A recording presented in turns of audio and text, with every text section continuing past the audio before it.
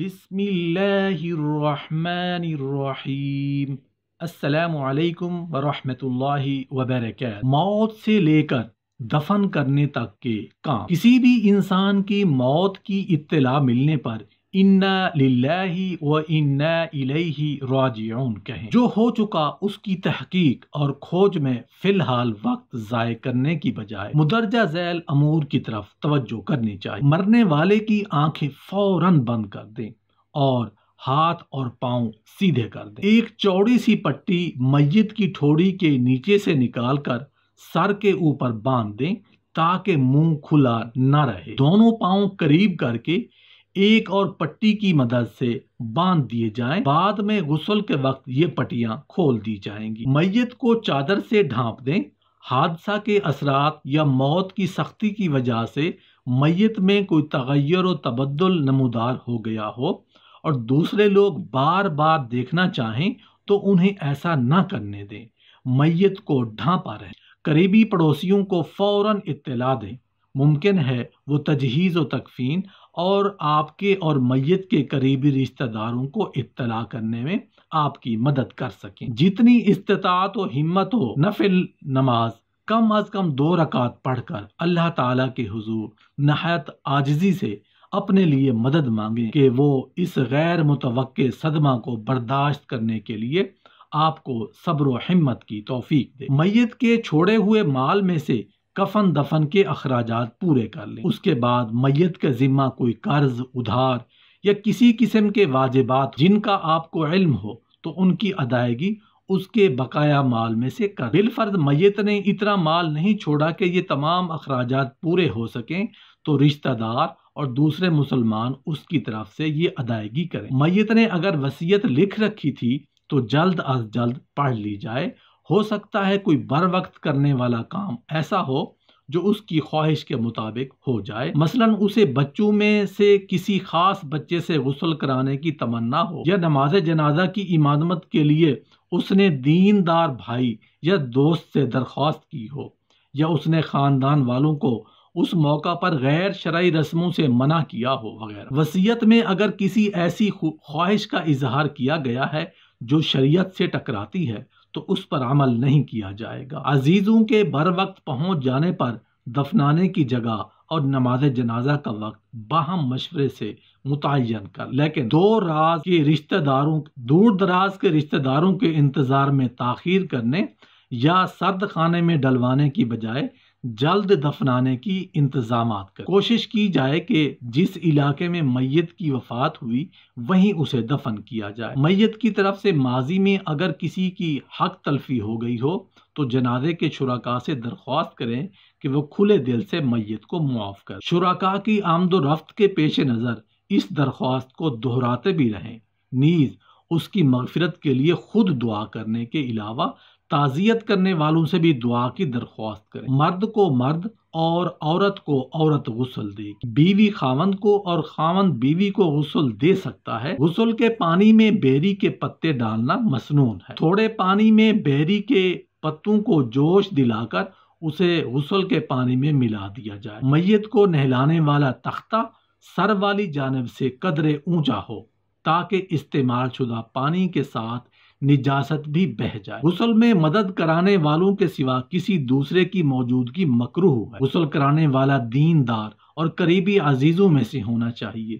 جو دوران غسل میت میں کوئی عیب یا تغیر دیکھے تو پردہ پوشی کرے۔ میت کے کپڑے آسانی سے نہ اتر سکیں تو احتیاط سے کینچی کے ساتھ کاٹ لیے جائیں۔ ایسا کرتے وقت میت پر چادر ہونی چاہیے۔ میت کو غسل دیتے وقت اس پر رنگ دار پرنٹ والا کپڑا ڈال دیا جائے تاکہ گیلا ہونے پر بھی پردہ رہے۔ میت کو اس کپڑے کے نیچے سے غسل دیا جائے گا۔ غسل دینے والے سب سے پہلے میت کا سر اٹھا کر آہستگی سے اسے بیٹھا ہونے کے قریب کر دیں، پھر اس کے پیٹ کو اطراف سے نرمی کے ساتھ دبایا جائے تاکہ جو کچھ نکلنے کے قریب ہو وہ نکل جائے۔ اس موقع پر برابر پانی بہاتے رہیں تاکہ نجاست بہتی جائے۔ اب غسل دینے والا ہاتھ اور اپنے ہاتھ پر کپڑے یا پولی تھین کا لفافہ چڑھا کر میت کی طہارت یعنی استنجا کرائے اور اس کے بعد استعمال شدہ کپڑا یا لفافہ کو اتار دیا جائے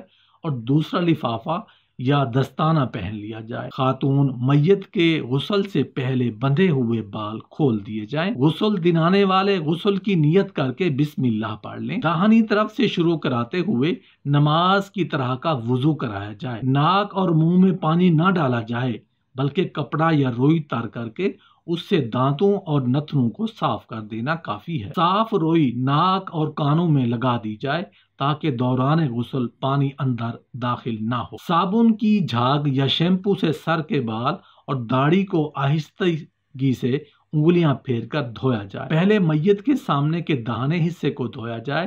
سامنے کا حصہ گردن کی دائیں طرف سے لے کر دائیں پاؤں تک اور پھر بائیں پہلو کے بل ہلکی سی کروٹ دے کر دائیں طرف کا پچھلا تمام حصہ دھویا جائے۔ یہی عمل بائیں طرف دہرایا جائے۔ غسل طاق مرتبہ کر دیا جائے۔ آخری بار پانی میں کافور ڈالنا مسنون ہے۔ کافور نہ ملے تو کوئی بھی خوشبو پانی میں ملا لی جائے۔ میت کو دوبارہ مختلف اوقات میں غسل دینا درست نہیں، ایک ہی غسل کافی ہے۔ میت خاتون ہو تو غسل کے بعد بالوں کی 3 چوٹیاں بنا کر پیچھے ڈال دی جائیں، کنگھی بھی کی جا سکتی ہے۔ ایسے حالات میں جب میت کو غسل دینا ممکن نہ ہو تو تیمم بھی کرا سکتے ہیں۔ اللہ کی راہ میں شہید ہونے والے کو غسل نہیں دیا جائے گا۔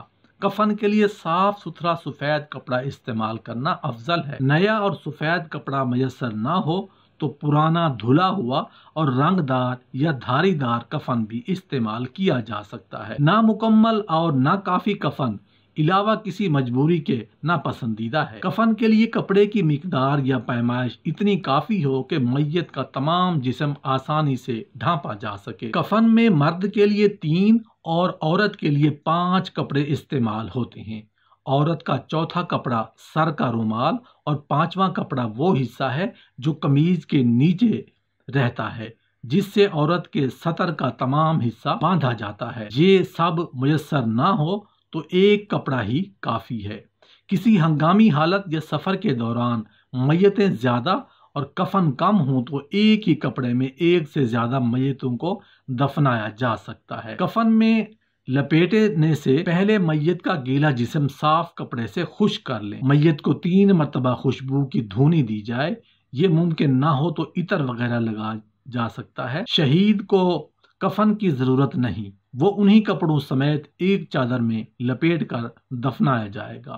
محرم دوران حج یا عمرہ وفات پانے والے کو غسل کرانے کی بعد کفن کی بجائے احرام ہی میں بغیر خوشبو لگائے اور بغیر سر ڈھانپے دفن کیا جائے گا۔ میت کو غسل اور کفن دینے والے کے لیے بعد میں خود غسل کرنا اور میت کو اٹھا کر کھاٹ پر ڈالنے میں مدد کروانے والے کے لیے وضو کر لینا مستحب۔ جنازہ کو تیار کرنے سے لے کر جنازہ کو دفن کے لیے جانے تک کے تمام مراحل میں غیر ضروری تاخیر نہیں کرنی چاہیے۔ جنازے کے ساتھ جاتا اور جنازہ اٹھانے میں مدد دینا مسلمان پر حق ہے۔ جنازے کے ساتھ جانے والے خاموش رہیں۔ بات چیت کرنا، دعا یا کلمہ شہادت کی صدا لگانا، قرآن کی تلاوت بلند آواز سے کرتے ہوئے جانا سنت سے ثابت نہیں۔ اسی طرح جنازہ کے ساتھ روتے پیٹتے ہوئے جانا بھی جنازہ کے احترام کے خلاف ہے۔ عورتوں کا جنازہ کے ساتھ جانا مکروہ ہے۔ چراغ یا مشعلوں کی صورت میں کسی بھی قسم کی آگ جنازے کے ساتھ لے جانا منع ہے۔ جنازہ کے ساتھ پھل، مٹھائیاں، خشک میوے وغیرہ لے کر جانا سنت سے ثابت نہیں۔ پیدل کو جنازہ کے ساتھ آگے پیچھے دائیں بائیں چلنا جائز ہے۔ سوار کو جنازے کے پیچھے چلنا چاہیے، تاہم بلا عذر سواری پر جانا مکروہ ہے۔ جب کسی کا جنازہ آتے دیکھیں تو کھڑے ہو جانا چاہیے، پھر اگر ساتھ چلنے کا ارادہ نہ ہو تو اس کے کچھ آگے نکل جانے تک کھڑے رہنا چاہیے۔ تابع فرمان مسلمان کے جنازہ کی تعریف کرنا جائز اور اس کے حق میں فائدہ مند۔ قبرستان پہنچ کر جب تک جنازہ زمین پر نہ رکھا جائے اس وقت تک بیٹھنا منع ہے۔ جنازہ کو فوت شدہ بزرگوں کی قبروں کے گرد طواف کرانا غیر اسلامی ہے۔ مسلمان میت کے لیے لحد یعنی بغلی قبر بنانا افضل ہے۔ قبر گہری اور صاف ستھری ہونی چاہیے۔ دن کے اوقات میں دفنانا مستحب ہے اور مجبوری میں رات کے وقت دفن کرنا جائز ہے۔ میت کو قبر میں اتارنے والے حضرات مضبوط اور پرہیزگار ہونے چاہیے۔ عورت کی تدفین کے وقت پردے کا انتظام ہونا چاہیے۔ میت کو پائنتی کی طرف سے قبر میں اتارا جائے گا، پھر میت کو دائیں پہلو پر قبلہ رخ کر کے لٹایا جائے گا۔ آخر میں کفن کے بندھن کی گرہیں کھول کر یہ مسنون الفاظ کہے جائیں گے: بسم اللہ وعلی ملت رسول اللہ صلی اللہ علیہ وآلہ وسلم، اللہ کے نام کے ساتھ اور رسول اللہ صلی اللہ علیہ وآلہ وسلم کے طریقے پر ہم اس کو رکھ رہے ہیں۔ میت کو قبر میں اتارنے کے بعد لحد کو کچی اینٹوں کے دیوار سے بند کر سکتے ہیں۔ باقی جگہ بھرنے کے لیے وہی مٹی استعمال ہوگی جو اس میں سے نکالی گئی ہو۔ قبر پر موجود حاضرین کا دونوں ہاتھوں میں اکٹھے مٹی بھر بھر کر سر کی جانب سے 3 مرتبہ ڈالنا مسنون ہے۔ مٹی ڈالنے کے بعد تھوڑا پانی بھی چھڑک دینا چاہیے۔ تدفین کے بعد کچھ دیر تک وہیں ٹھہرے رہنا اور میت کے لیے استغفار طلب کرنا اور منکر نکیر کے سوالات پر ثابت قدم رہنے کی دعا کرنا بھی سنت سے ثابت۔ قبر کی شکل کوہان نما ہونی چاہیے اور اونچی نہ زیادہ بلند اور نہ زمین کے برابر ہو۔ قبر پکی بنانا یا اس پر چبوترا، مزار، مسجد یا کسی بھی اور قسم کی تعمیر کرنا مسلمانوں کو منع ہے۔